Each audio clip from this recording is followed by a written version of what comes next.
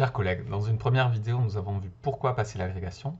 Aujourd'hui, je vais vous proposer de réfléchir sur le comment.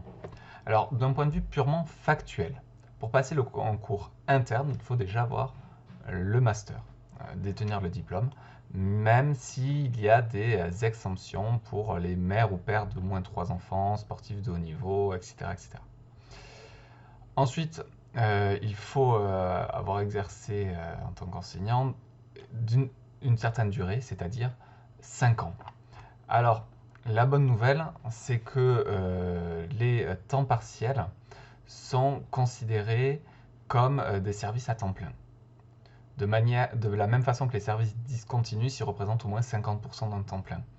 Donc voilà, 5 années de service public suffisent. Donc en gros, si vous avez eu le CAPES ou le CAFEP dans le privé sous contrat, ce qui est mon cas, on va dire vers 23 ans, eh bien, dès vos 28 ans, en fait, vous pouvez passer la grecque. Et vous devez. Plus vous le passez jeune, plus c'est intéressant. Pour deux raisons. La première, eh bien, c'est parce que c'est un gain de salaire chaque mois, donc forcément, il est plus intéressant de l'avoir à 30 ans qu'à 50. Et la deuxième, c'est que quelque part, les études universitaires, tout ça est relativement encore frais dans votre esprit, et vous aurez peut-être moins de mal à vous y remettre. Alors, vous y remettre, c'est là tout le problème. Parce que comme beaucoup de gens, à 30 ans, eh bien, j'ai déjà commencé, on va dire, ma vie de famille, j'ai des enfants, et du coup, comment arriver à joindre tout ça?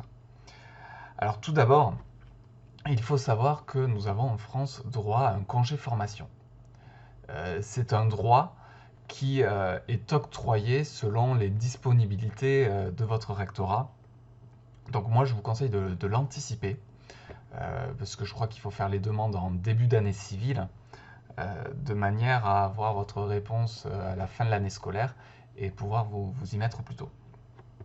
Alors moi, sur la première année où j'ai demandé le congé formation, dans un premier temps, on m'a débouté.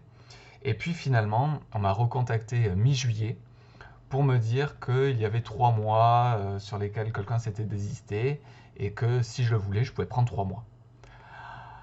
Bah, j'ai dit oui, j'ai sauté sur l'occasion, même si 3 mois, c'était pas franchement l'idéal, c'était bien mieux que rien et ça m'a permis vraiment de me booster, de me lancer. Comme les écrits tombent fin janvier, eh bien les 3 mois que j'avais pris étaient novembre, décembre et janvier. Donc en gros, j'ai débuté mon année scolaire jusqu'aux vacances de la Toussaint. Et puis arrivé aux vacances de la Toussaint, là je me suis lancé dans le concours. Alors, dans l'idéal, il faut arriver à l'anticiper un petit peu plus. C'est-à-dire que dans l'idéal, il faudra arriver à travailler dès l'été. Moi, très franchement, j'ai quasiment rien fait. J'ai acheté un manuel l'été que j'ai feuilleté ça et là, mais j'arrivais pas à m'y mettre. Et au mois de septembre et octobre, je n'arrivais pas à m'y mettre non plus. J'allais à la formation dans laquelle je m'étais inscrite, donc voilà, j'allais aux formations les mercredis après-midi.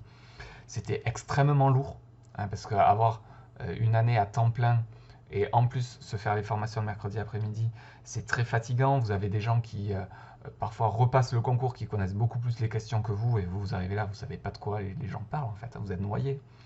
Donc moi, il faut, voilà.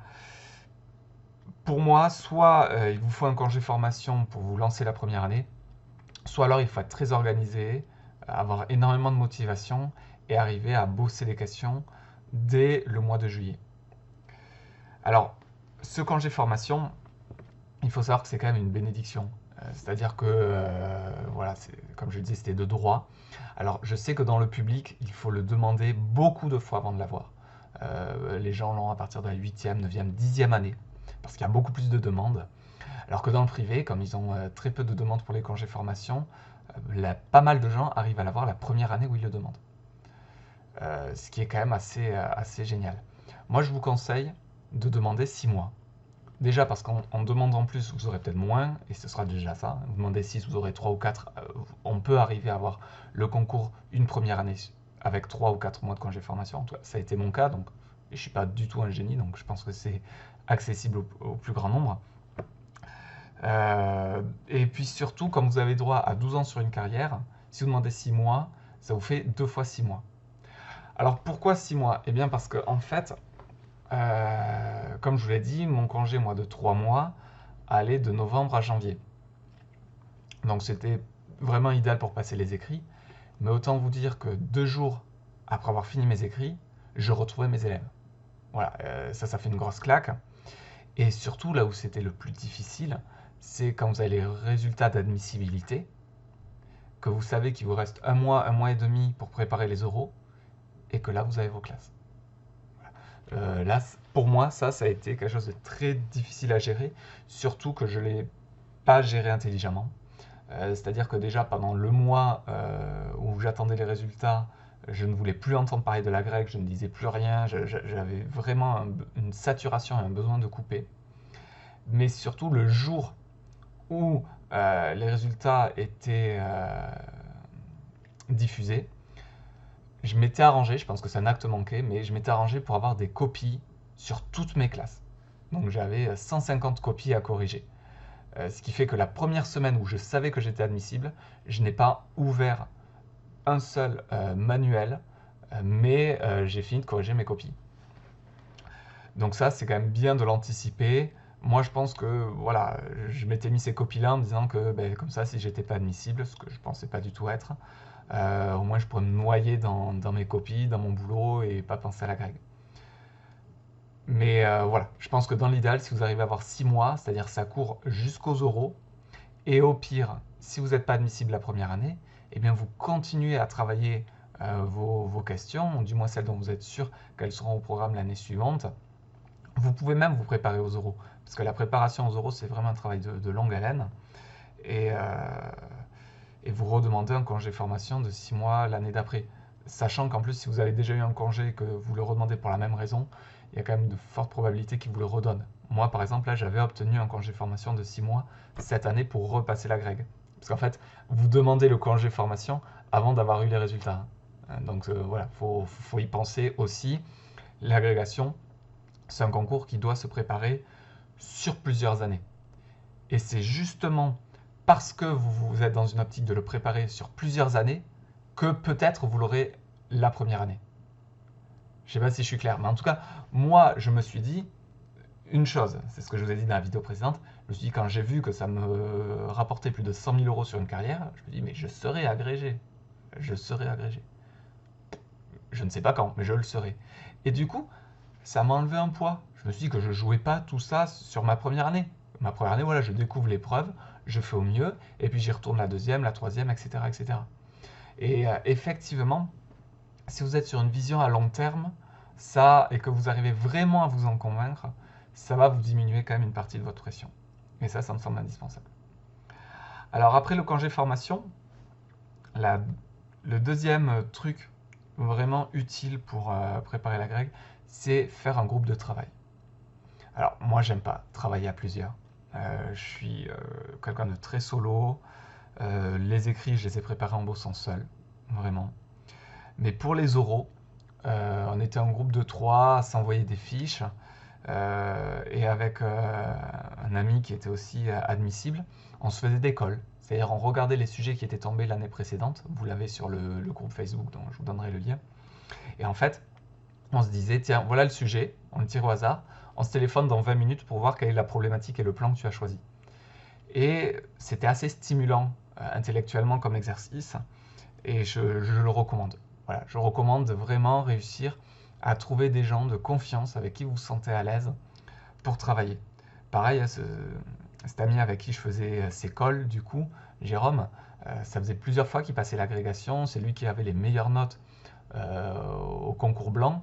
Et bien voilà, il faut avoir l'humilité d'aller spontanément vers les gens qui ont réussi les épreuves et leur dire est-ce que je peux voir ta copie et travailler à partir des copies de candidats, ça aide beaucoup. Ça aide parce qu'on voit que c'est une bonne copie, on voit la façon dont ils présentent les choses, et en même temps, on voit que c'est accessible. Faut pas être un génie pour tomber 15 ou 16 à l'agrégation, en fait. Faut avoir de la méthode, faut mettre les bonnes choses aux bons endroits, mais ça relève ni du génie, ni d'une érudition monstrueuse. Donc la deuxième chose, une fois que vous avez réussi à composer ce groupe de travail, que moi je n'ai composé que une fois les oraux en vue, où là vraiment il y a une motivation, une émulsion entre ceux qui sont admissibles et qui se disent allez, il faut qu'on arrive à bien bosser ensemble. Mais si vous arrivez à les avoir dès les écrits, c'est encore mieux. La deuxième chose, c'est la bibliothèque universitaire. Voilà, même si vous n'êtes pas en congé formation, inscrivez-vous au moins à la bibliothèque universitaire. Pourquoi? Parce que on va aussi sauter d'une idée de la tête là, c'est que pour avoir la grecque, il faut lire énormément. Moi, des bouquins liés à la grecque, j'en ai lu peut-être en entier, 3 ou 4. Ouais, j'ai lu 3 ou 4 bouquins vraiment, des manuels, pour être agrégé. J'ai pas plus lu que ça. C'est dérisoire, 3 ou 4 bouquins. Par contre, combien j'en ai commandé à la bibliothèque universitaire? 30, 40, 50. Sachant que j'habite Castres, la bibliothèque universitaire, moi je pensais que c'était Toulouse, et ben, j'ai réalisé en fait que dans ma petite bourgade de Castres, il y avait une toute petite bibliothèque universitaire qui n'a rien à voir avec l'histoire-géographie. Ils n'ont pas un seul bouquin d'histoire-géo. Mais d'où je pouvais commander et faire livrer gratuitement les bouquins de toutes les BU de la région. Donc en fait, en 3 clics, vous faites venir vos bouquins, vous lisez les 10 premières pages, la 4e de couverture, vous prenez 1-2 exemples, et en fait, ça suffit. Ça vous suffit pour avoir une fiche sur l'auteur. Parce que de toute façon, le jour de l'épreuve, vous n'avez pas la possibilité de développer plus que ça votre argumentation. Faut faire du tartinage de tartine, en gros. Hein. On montre qu'on a beaucoup de connaissances, mais de toute façon, c'est factice. Parce que ces connaissances, si vous les avez véritablement, si les 30 bouquins que vous avez cités, vous les avez vraiment lus, vous n'aurez pas le temps de parler vraiment des 30 bouquins. Donc, faut pas non plus être trop général sur ce qu'on dit du bouquin. Il faut arriver à trouver 1 ou 2 éléments. Et c'est là où je me suis dit que finalement, les feuilleter très rapidement en les empruntant à la bibliothèque universitaire ou en lisant les comptes rendus de lecture qui sont librement accessibles sur Internet. Hein. Vous avez tous les comptes rendus des grands bouquins de géographie ou d'histoire. Ben, finalement, ça suffisait.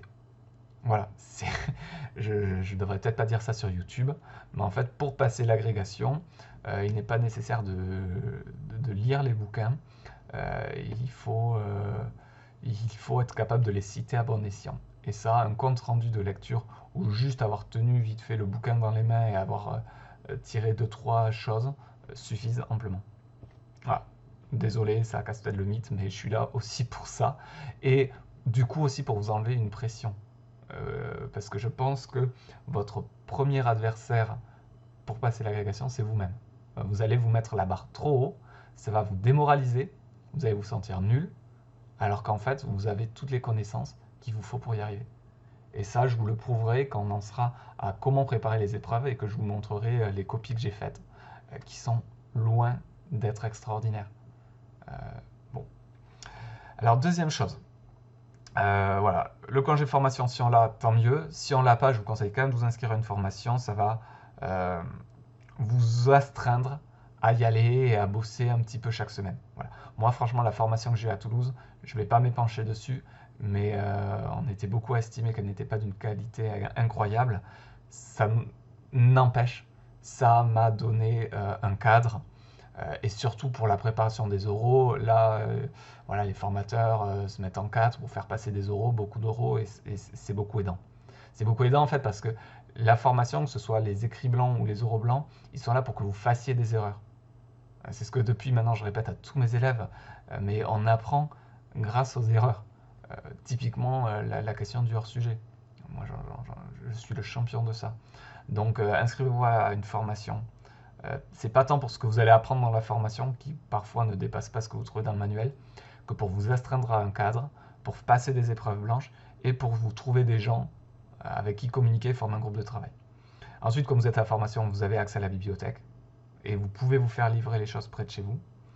Autre chose qui est complètement gratuite et de grande qualité, et je les remercie du fond du cœur, c'est France Culture. Dieu bénisse France Culture. Alors moi, il y a 2 émissions qui m'ont beaucoup aidé. Le cours de l'histoire, que j'écoute régulièrement, même avant de passer la grecque, je l'écoutais, qui est génial. Voilà, c'est vraiment de très très bonne qualité, surtout depuis qu'ils font des semaines thématiques. C'est-à-dire que le cours de l'histoire, ouais, là ils font une histoire de la consommation, et à différentes époques, ils vous parlent de la même chose.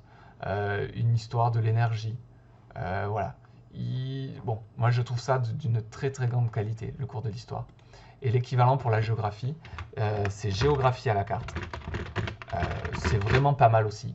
Alors, là, on voit bien qu'il y a 2 poids 2 mesures, hein, c'est-à-dire que le cours de l'histoire, c'est le matin 5 fois par semaine. Géographie à la carte, c'est le jeudi soir et 1 fois par semaine. Bon. Mais voilà, des épisodes assez intéressants où ce ne sont pas forcément toujours des géographes qui sont invités, mais qui montrent que du coup la géographie est une matière très ouverte, beaucoup plus ouverte que l'histoire, et qui moi m'ont beaucoup aidé. Et en plus, le site de France Culture qui a un moteur de recherche génial. Je pense, regardez, Lazarotti, il s'écrit comment Lazarotti voilà, vous tombez sur un épisode de 43 minutes sur Lazarotti. Magali Reguezazit. Attendez, comment ça s'écrit? Ça aussi, apprenez le nom des auteurs que vous voulez citer ensuite, ça permet de ne pas passer pour un idiot.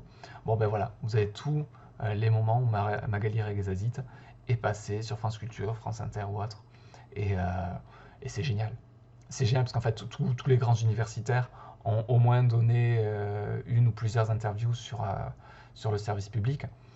Donc là, vous avez une mine d'informations qui est vraiment géniale. Après, vous avez YouTube. Sur YouTube, notamment l'association des professeurs d'histoire géo qui fait des brèves de classe sur les questions du concours qui sont de très bonne qualité. Je recommande. Après, quand vous voyez le nombre de vues, faut vous dire que ce que vous allez tirer de là, les autres l'ont aussi vu. Mais encore faut-il être capable de le ressortir, hein. Par exemple, moi je me souviens, c'était bref de classe sur, je crois que c'était Ludovic Laloux sur l'usine, qui parlait des ouvriers de la lime à Sheffield, qui devenaient sourds, qui devenaient paralysés d'une main, etc. Et ça, c'est en sortant de l'épreuve que je me suis dit, mais espèce d'idiot, t'as même pas parlé de ça. Alors que le sujet, c'était travailler en usine. Et là, en fait, avec Laloux, tu étais à l'intérieur de l'usine, tu pouvais dire plein de choses. Donc, voilà, ça permet de décloisonner, de se dire qu'il y a des informations que l'on peut puiser hors des manuels. Et surtout, l'avantage de France Culture, de YouTube, c'est que vous pouvez vous les écouter pendant vos déplacements. Moi, Castres, Toulouse, le mercredi, c'était 1 heure aller, 1 heure retour. Donc en fait, je me faisais mes 3 heures de formation et aussi mes 2 heures de podcast où je fichais, j'apprenais des choses. Sachant que, voilà, moi j'ai des enfants qui ont 4 et 2 ans, et ils mettent beaucoup de temps à s'endormir. Alors pourquoi je vous dis ça? Eh bien parce que du coup, je me mettais le podcast sur le téléphone, je mettais dans les oreilles, et j'écoutais ça en endormant mon fils. Voilà, le soir. C'est une façon d'essayer de ne pas complètement négliger ma vie de famille, d'être là pour eux, hein, mais en même temps de continuer à bosser. Même si, 1 fois sur 2, finalement, je m'endormais en même temps que mon fils à cause de la fatigue. Bon. Mais on reparlera de l'hygiène de vie et du fait de ne pas oublier sa famille tout à l'heure. Autre ressource géniale. Alors, autant Dieu bénisse France Culture, Dieu bénisse Caroline et son super podcast Passe ton agrég. C'est 21 épisodes où elle raconte tout du début à la fin. Comment elle s'est préparée à l'agrég. Elle met plein de ressources. C'est génial. C'est très très très bien fait. Alors c'est tellement bien fait que dans un premier temps je me suis dit mais je suis complètement illégitime moi pour expliquer comment passer l'agrég. En fait Caroline va le faire bien mieux qu'elle à travers son site. L'avantage que j'ai par rapport à Caroline, c'est que Caroline pour le coup elle est brillante. Voilà, on voit qu'elle a travaillé beaucoup plus en détail les questions. Bon, je crois qu'elle a eu un congé de formation plus long, elle s'est mise plus tôt aussi, hein. Voilà, puis elle a fait des classes prépa, etc. Donc, et ses notes sont incroyables. Quand elle donne ses notes, elle a eu des 15, des 18 à l'écrit, à l'oral. Bon, elle est brillante. Donc du coup, ça aide, mais ça peut aussi créer un complexe d'infériorité. Je sais que voilà, certains qui l'écoutaient, ce podcast, finissaient par se dire oui, mais en fait, on n'est pas le même monde. Voilà. Moi, l'avantage que j'ai et ma légitimité, c'est justement que j'ai juste fait une fac, que mon congé formation, il tenait dans 3 mois, que je m'y suis pris au dernier moment. En fait, voilà, moi, c'est pas passe ton agrég que je devrais intituler ma chaîne, mais avoir son agrég à l'arrache. Ce qui du coup vise un autre public, mais peut aussi dédramatiser les choses. Mais quoi qu'il en soit, voilà, passe ton agrég, je vous invite. Elle montre les PowerPoint qu'elle a fait pour préparer ses euros. Si vous la contactez, elle vous envoie ses copies. Bon, c'est vraiment très bien. Autre chose, le groupe Facebook Agrégation interne d'histoire-géographie. Voilà, il y a une entraide qui est géniale. J'ai puisé plein de croquis que l'on m'avait envoyés l'année dernière à travers cette page, même si ça avait servi à rien, parce que c'était pas l'Asie qui était tombée. Des copies aussi, des gens mettent en ligne leurs copies, vont vous dire tenez, regardez là, il y a tel article ou autre. Donc c'est vraiment une mine d'or, ça. Et enfin, le dernier élément pour l'agrég, c'est réfléchir à son épreuve de spécialité. C'est-à-dire, vous savez que vous aurez un écrit d'histoire et un écrit de géographie. Maintenant, l'étude de documents, c'est vous qui choisissez si vous voulez qu'elle soit en histoire ou en géographie. Et vous devez choisir ça au moment de l'inscription. Alors, moi qui étais historien, j'ai fait un choix assez audacieux qui était de faire le choix de la géographie. Et vu mes notes, je le regrette. Ouais, je le regrette parce que j'ai eu, je crois, 16 et 15 à l'écrit et à l'oral d'histoire. Alors qu'en géographie, j'ai dû avoir 12, 8, 10. Ouais, pas aucune note éliminatoire, hein, mais des notes plutôt médiocres. Parce que je pense qu'on ne s'improvise pas géographe. Voilà. Moi, j'ai découvert la géographie. J'ai vraiment pris un plaisir à découvrir cette discipline de l'agrégation. Mais je vais avoir des mots très durs là. Je pense qu'une partie des géographes en France sont une petite secte qui sont contents d'avoir leur terminologie propre, qui ont une vision des choses finalement assez cloisonnée. Et peut-être que c'est lié à un complexe d'infériorité dû à la place marginale de la géographie dans l'enseignement secondaire, dans les médias, on voit sur France Culture, mais qui du coup veulent casser de l'historien. Et au premier réflexe, où ils vont se dire, ah ben tiens, là, ce mot, il n'est pas utilisé à bon escient, ce plan, c'est pas véritablement un plan qu'aurait fait un géographe, ils vont vous tomber dessus. Voilà. Alors, c'est peut-être un peu dur, hein, il y a peut-être aussi derrière un peu d'aigreur quant au fait que, voilà, j'ai pas aussi bien réussi la géographie que j'aurais espéré.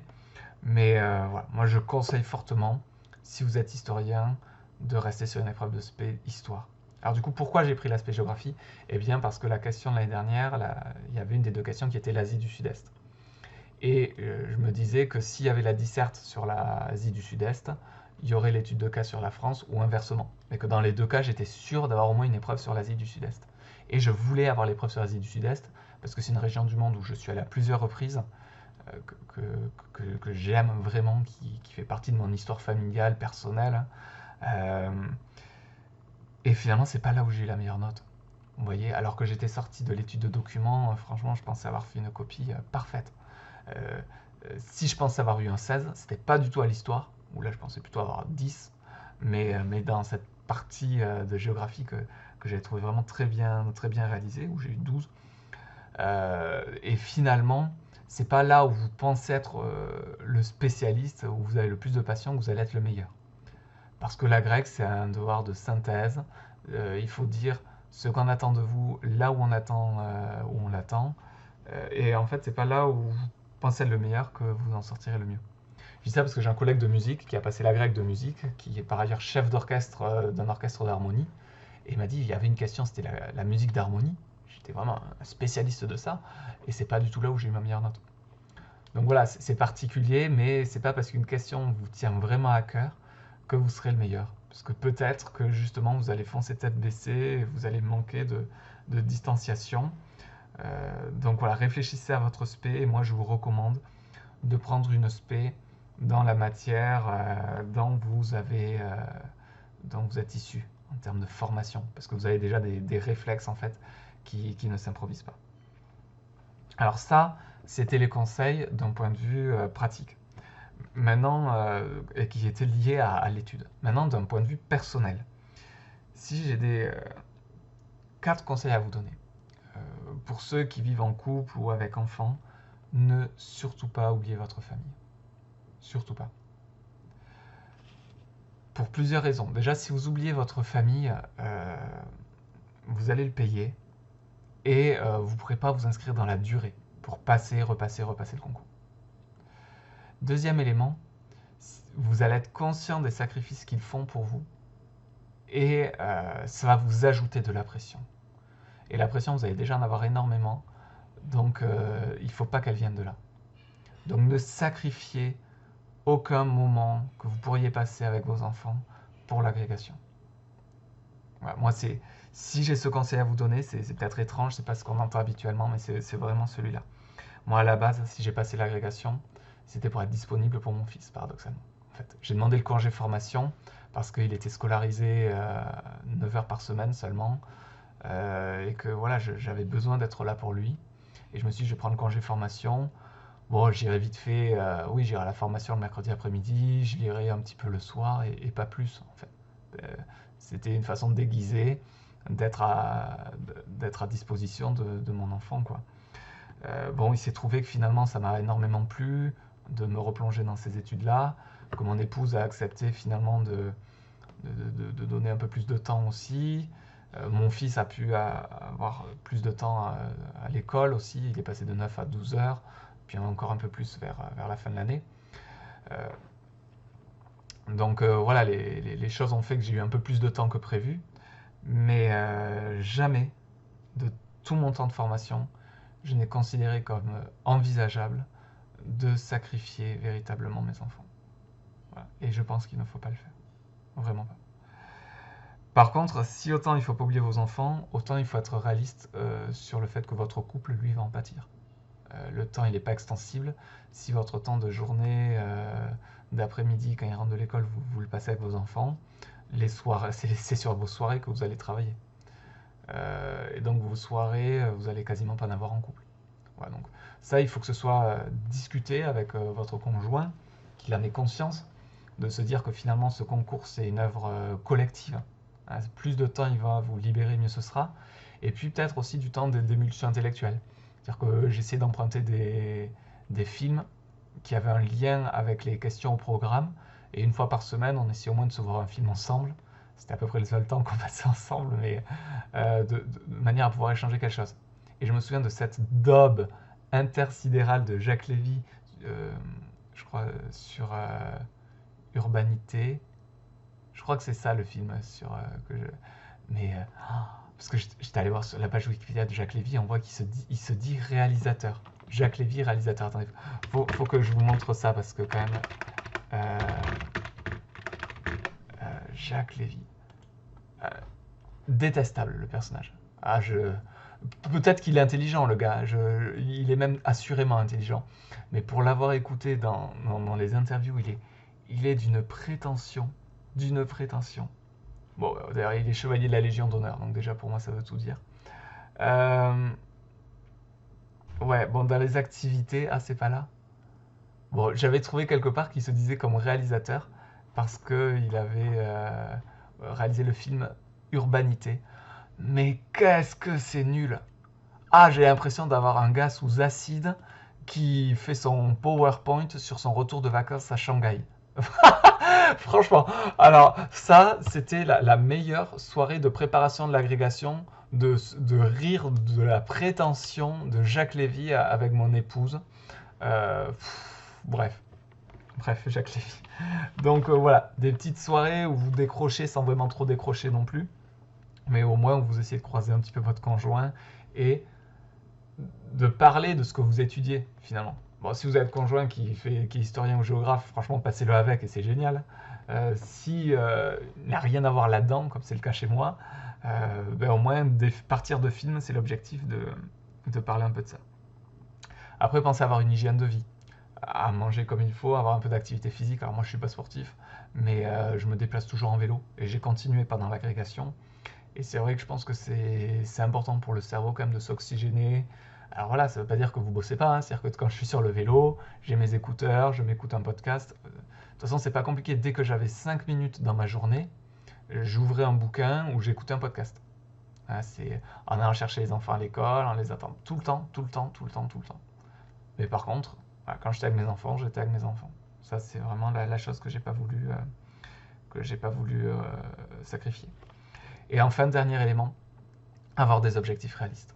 Et les adapter en temps réel, parce qu'en fait, vous ne les tiendrez pas. Voilà, je connais personne qui arrive à tenir ces objectifs. Mais vous dites, vous voyez le temps qui vous reste jusqu'aux écrits, et le temps qui vous reste, vous le partagez en 4, et vous dites, bon, ben, cette semaine, c'est telle question, cette semaine, c'est telle question, cette semaine, c'est telle autre question. Et vous obligez, vous dites, bon, ben là, j'ai fini ma semaine, oui, j'ai pas fait ce que je voulais sur ma question de contemporaine, mais c'est pas grave, je passe à la moderne. Voilà. Il faut accepter de faire des choix. Si vous êtes capable de faire des choix et de ne pas être perfectionniste sur votre travail de préparation à l'écrit, eh bien, le jour de l'épreuve, vous allez être capable aussi de vous dire, bon, ben, ma première partie, elle n'est pas terminée, mais là, maintenant, j'ai plus le temps, il faut que je passe à la suite. Parce que c'est vraiment une course contre la montre, l'épreuve. Les 7 heures, elles passent extrêmement vite, et donc, du coup, je vous en parlerai ensuite quand je vous dirai comment j'ai préparé l'épreuve, mais il faut être capable de couper, il faut être capable de se dire, bon, mais ça, je dis pas, je passe à la suite, j'enchaîne. Et c'est pareil pour les révisions. Et de vous préparer du temps juste pour faire et refaire vos fiches. J'ai gardé des centaines de fiches. En fait, j'ai des centaines de fiches, mais c'est uniquement les mêmes 10 fiches que j'ai recopiées 10 fois. Et où finalement, je mettais mes frises chronologiques, je mettais mes noms d'auteurs, etc. Je mettais dans le même ordre, avec plein de moyens mémotechniques, parce que c'est bien beau de lire et d'étudier, mais ce qui est important, c'est après, qu'est-ce que j'en fais? Être capable de le réutiliser. C'est-à-dire, ça ne sert à rien de connaître la pensée de l'auteur si l'auteur, vous ne vous souvenez plus du nom du bouquin ou de son nom. Donc, il faut être capable, peut-être, d'en savoir moins, mais d'être capable de remobiliser ce que vous savez. Il faut viser véritablement l'efficacité. Donc voilà, sur ce, j'espère vous avoir donné quelques pistes sur le comment l'avoir, des pistes d'un point de vue pratique, où aller chercher les ressources, et aussi du point de vue de l'organisation, en gardant cette idée qu'il n'est jamais trop tard pour préparer le concours. Voilà, moi j'ai commencé les préparations véritablement au mois de novembre, voilà, pour des écrits qui se déroulaient en janvier. Donc c'est faisable. Et je n'ai pas de parcours classe prépa, ENS, tout ça. Voilà, je suis un simple étudiant de faculté qui, bon, certes, je suis passionné par ma discipline, mais comme je pense 95% des enseignants d'histoire géo. Et il n'en faut pas plus. Après, ce qu'il faut, c'est de la motivation, de la méthode, que cet agrég, ça devienne votre vie pendant quelques années, mais que les sacrifices que vous allez faire pour cela ne soient pas trop importants, pour pas que cela vous ajoute de pression et pour que vous soyez capable ensuite d'y retourner d'une année sur l'autre.